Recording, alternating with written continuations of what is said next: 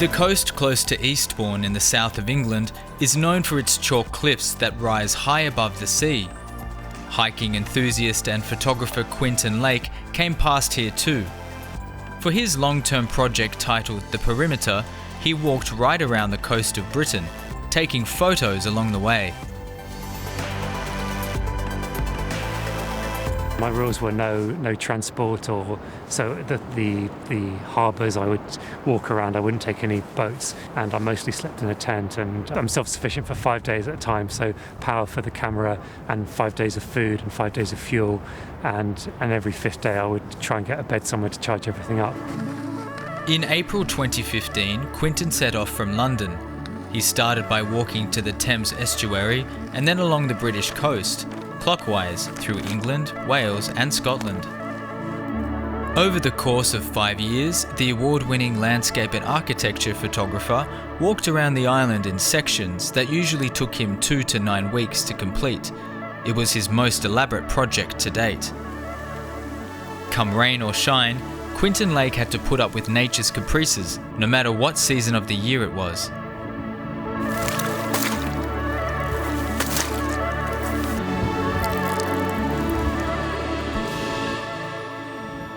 At times, this ended up being quite risky. The time that I actually got caught out the most was on the Holderness Cliffs in Yorkshire, which are the fastest eroding cliffs of Europe. 5 metres of roads every year. I got stuck as the tide came up and it was dark, and I tried to scramble up the cliff, and I only just at the last minute I managed to scramble up, and that was the scariest moment of the journey.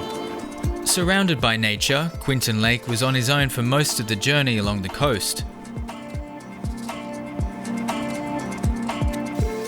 Injuries, as well as the first lockdown measures to tackle the corona pandemic, meant that Quintin was forced to interrupt his journey several times. But the magnificent views made up for these setbacks. It was the diversity of the British coastal regions that really impressed Quintin. My favourite place in Wales would probably be Barmouth Bridge, because you have this beautiful Victorian bridge, and in the background you have Cadair Idris and the beautiful mountains. In England, the favourite would be around the Lizard in the south coast, and Scotland, which is my favourite of the 3 countries, would be the wild parts, so the Ardnamurchan Peninsula on the west or the Knoydart Peninsula. To support his geometric abstract photography, Quintin decided to use a square format. Prints of his photographs can be bought on his website. The project has also changed Quintin's very own view of Britain.